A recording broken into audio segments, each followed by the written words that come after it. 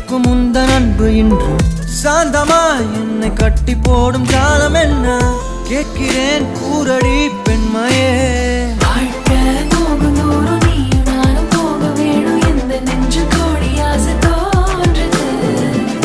எந்தன் பாதி என்றும் நானும் உந்தன் மீதி என்றும் காதல் காதுக்குள்ள வந்து ஓதுது